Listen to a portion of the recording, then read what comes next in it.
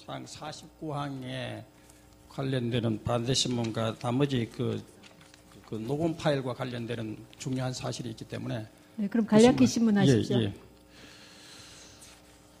증인 그 49항에 보니까 최순실이 재단기금을 1천억 규모까지 늘리는 사업을 기획하라고 지시한 것이지요 하니까 그렇다고 대답하셨죠? 네, 맞습니다. 예, 그런데 이 재단의 회의록 이사회의 결의에 의해 가지고 네. 재단기업 1천억 규모 이렇게 결정한 것은 사실이죠. 회의록에. 회의록에 이사회에서 결정해서. 예. 아니요, 저는 그러면 회의록에 기재된 거는 그럼 뭡니까? 1천억에 기재된. 그건 최순실 씨가 지시해서 그렇게 기재가 된 것 같습니다. 자, 그러면 네. 미르 재단과 K스포츠 재단이 네. 그 상당 부분의 기업들이 재산 출연을 협조하지 않아 가지고 네네. 774억 원에 그쳤는 것은 알고 있죠. 그건 저희 거는 288억만 기억하고 있습니다. 미르 건 모르겠습니다. 아니 그러니까 내 얘기는 K스포츠 미르 재단 다 합해 가지고 하는 얘기인데. 네네. 예. 그러고 증인은 그 태국에서 좀 고영태가 태국을 떠날 때 예. 인천공항에 직접 차를 타고 데리고 그 인천공항까지 갔습니까? 예, 제가 최순실 씨가 예, 그것만 묻습니다. 다른 거 묻는 게 아니고. 예, 그거 전에 좀 설명을 드려야 될 거예요. 그래서 제가 이제 가게 된 거고요. 예, 최순실 씨가 그 인터넷 기사를 봅니다. JTBC에서 그 기사가 뭐였냐면 고영태와 최순실이 잘하는 건 대통령 연설문을 고치는 것밖에 없다. 그 내용이 나오고 나서 최순실이 저한테 전화가 옵니다. 고영태하고 연락되냐? 연락 무슨 일이 있냐? 그랬더니 얘가 지금 이래서 지금 나라가 뒤집힐 것 같다. 얘 빨리 찾아라. 찾아서 빨리 외국으로 보내라. 이런 말을 해요. 자, 그러면 증인께서 인천공항에 도착할 때도 직접 나갔죠? 네, 제가 나가서 데려왔습니다. 그런데 증인이 처음 검찰에 조사받은 날은 2016년 10월 25일인데. 네, 맞습니다. 예. 조사받는 그 이틀 후에 인천공항에서 고영태를 만났죠? 네, 고영태를 제가 검사님 방에서 직접 전화합니다. 자, 그거 하고, 그 다음에 묻는데요. 네. 증인께서 네. 바로 그날 도착하는 그날 10월 27일 날 네. 오후에 네. 최순실이 하고 두 번에 걸쳐서 통화를 하면서 네. 녹음을 하셨죠. 정확히 아셔야 될 것 같은데요. 두 번은 부재중 수신이고요. 한 번은 제가 전화를 합니다. 그러면 네. 한 번 네.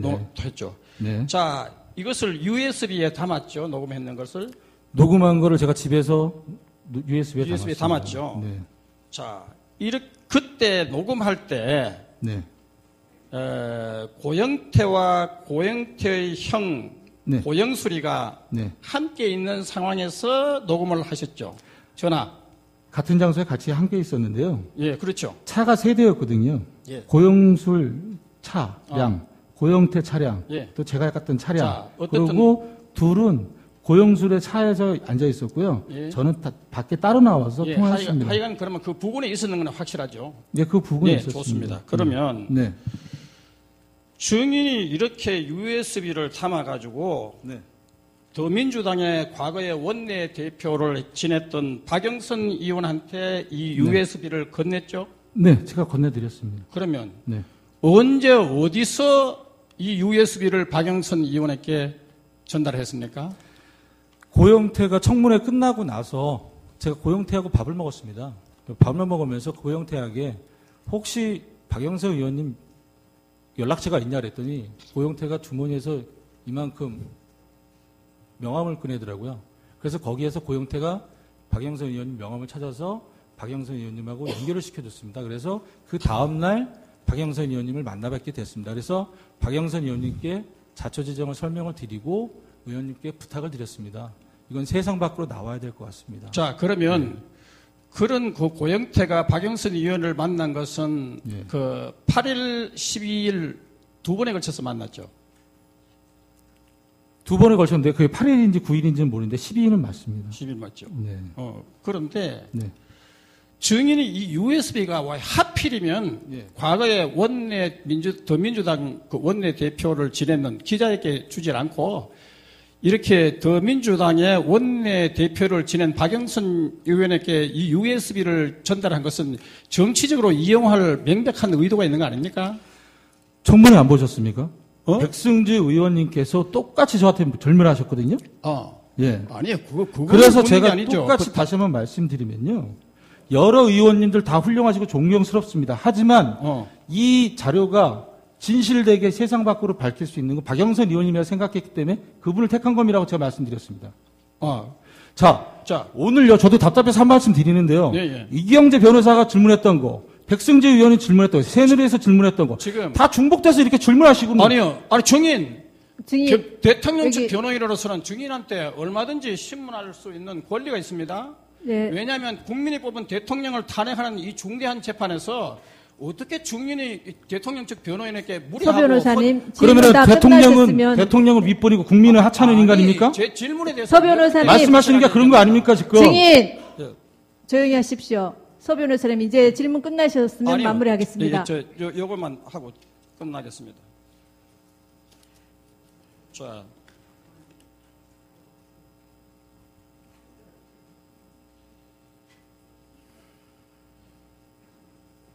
그리고 증인이 또 이렇게 7회 진술조서에 이렇게 얘기했더라고요. 저도 최순실의 국정개입 진실을 고발할 자료를 수집 중에 있다고 이렇게 얘기했죠. 조서를 받을 때 검찰에서 네, 이렇게 얘기했죠. 네. 그래서 물론 증인은 이것은 정치적으로 이용할 의사가 아니라고 이렇게 얘기를 하지만은 정치적은 분명히 아닙니다. 그런데 네. 왜 우리가 생각할 때는 네. 왜 더민주당 원내 대표를 지는 정치적 영향력이 큰 사람한테 피청구인 서 쪽에서만 그렇게 변호사님 그 생각합니다. 질문 아까 하셨지 피청구인만 않습니까? 그렇게 생각하시는 것 같고요. 국민 대다수는 그렇게 생각하지 않습니다. 그리고 고영태가요 국정청문회에 나와가지고 최순실이가 권력 서열 1위라고 표현했습니다. 그 박영선 의원을 만나고 난 이후에 청문회에서 나가 그런 발언을 했어요. 그래서 우리가 이런 정치적 이용의 의도가 아니냐 이렇게 증인에게 묻는 제가 거예요. 다시 한번 바로 잡아드리면요. 고영태는 청문회 이전에 박영선 의원을 만난 적이 없습니다. 그렇게 유도신문 하실 거면요. 아니요. 8일날 이쯤에서 그만하시죠. 8일날 12일날 만난 게 분명합니다.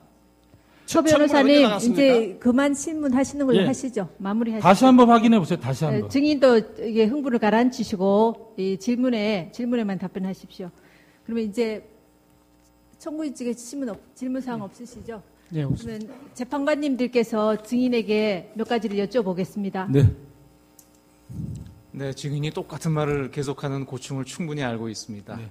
그러나 이제 마무리가 되니까, 네. 그래도 이건 또 이 탄핵 심판은 다른 형사 재판이나 국회 국정조사랑은 다릅니다. 네. 그래서 저 참고 좀 한 두 가지만 확인하겠습니다. 네. 아까 이제 분명치 않아서 그걸 여쭤보는데요. 짐작은 하고 있습니다만 네. 증인이 뭐라고 하셨냐면 지금 쭉 이 일을 하면서 네. 이게 굉장히 부당하다고 생각을 했다. 그래서 처벌을 각오하고 이렇게 뭐 증언도 하고 진술도 하고 있다 이런 말씀을 하셨고요. 네, 맞습니다. 또 마찬가지로 친구인 고영태도 그 신분의 두려움을 느꼈었다. 뭐 이런 얘기를 하고 네, 계십니다. 네, 맞습니다. 이제 그런데 증인이 지금 한 일은 주로 K스포츠하고 더 블루K 그 관련된 업무를 하신 건데 네. 구체적으로 어떤 부분이 이게 부당하다. 이건 문제가 있다. 느낀 부분이 간단히 말씀하시면 어떤 부분입니까? 그 제가 간단히 말씀드리겠습니다. 2014년 2월 달에 만나서 사단법인을 만들자 그러고요. 그래서 제가 사단법인에 제가 골격을 만들었더니 최순실이 2건의 문건을 갖고 왔습니다. 그게 이제 김종한테 전달받았다고 갖고 왔습니다. 그러니까 하나의 문건은 그 분당 올림픽 스포츠센터, 그다음 하나 문건은 일산 올림픽 스포츠센터였습니다. 그래서 사단법인이 다 완성이 되면 사단법인에서 육성할 체육인재들이 두 곳 중에 하나를 택하게 되면 거기를 사용하게끔 하고 또 그 스포츠센터도 운영할 수 있게끔 그렇게 만들어준다고 했습니다. 제가 그래서 그게 2014년 얘기죠? 네, 2014년 3월입니다. 그걸 이제 3월 달에 이제 제가 골격을 만들면서 이제 그 부분을 접했고요. 그래서 제가 이거는 정말 부당한 일이구나라고 생각을 했습니다. 그래서 그 부분하고 그 다음에 2015년 8월 달에 이제 독일 넘어가서 회사도 설립이 안 됐는데 삼성에서 계약을 서두른 점. 그 다음에 삼성하고 계약이 한국에서 벌써 구두로 합의된 점. 이런 부분들이 전 부당하다고 생각했습니다. 그래서 또한 삼성이 그 훗날에 돈을 지급하면서도 불구하고 어떠한 관여를 안 했다는 점하고요. 당시에 선수 선발권도 다 최순실이 갖고 있었다는 거. 또한 결과적으로 봤을 때에는 정유라만 모든 걸 다 지원받았잖아요. 예, 그런 점. 그 다음에 2016년에 들어와서 제가 1월달에 이제 K스포츠에 와서 또 최순실이 재단을 장악했던 점. 또한 그런 것들을 봤을 때 이게 너무나 부당하고 이게 말로 부정부패구나라고 생각했습니다. 이 관련돼서 지금 유상영 씨, 김수현 씨가 자꾸 등장을 합니다. 네네. 근데 이 두 분은 그 블루K나 WK나 K스포츠하고 관련된 분들은 아니거든요. 이분들이 지금 2016년 이후에 네네. K스포츠와 관련돼서 한 일은 무엇입니까? 그러니까 관련이 없는 분들인데 네네. 왜 자꾸 이 이름이 나오고 이분들이 여기에 관련이 됩니까? 예, 저도 서울중앙지법에서 재판 과정에서 네. 유상영이 그 진술한 부분을 모니터로 봤는데요. 저는 왜 저 친구가 저렇게 진술했을까라고 생각을 하고요. 그 다음에 제가 그때 당시 이경재 변호사한테 그랬습니다. 지금 현재도 최순실과 유상영은 사장과 종업원의 관계다. 그러니 얼마든지 좋은 말을 해줄 수 있는 거 아니냐. 그렇게 얘기를 했습니다. 그리고 저는 고용태로부터 한참 후에 그 유상영이 WK에서 일한다는 걸 알았습니다. 블루K에서 일하는 거죠? 예, WK에서 일한다는 걸 알았습니다. 그 WK 영태한테 물어봤더니 언제 입사했냐니까는 5월인가 6월이라고 얘기하더라고요. 그때부터 2016년 5월인가 6월부터 WK에서 같이 일하게 됐다. 그러니까 그 최순실이 갖고 있었던 강원도 토지 개발 때문에 초지 개발 문제로. 네네네네. 김수현은요? 김수현은 저한테 그 명절이 끝나고 저를 찾아왔습니다. 저랑 통화를 했었거든요. 그러니까 김수현이 그러더라고요. 형, 제가 최순실 그 소장님 찾아갔어요. 제가 이만저만해서 좀 같이 좀 일할 수 있게끔 해달라고 부탁드렸습니다. 그래서 그때서부터 그 최순실하고 같이 다시 일한 걸로 알고 있었습니다.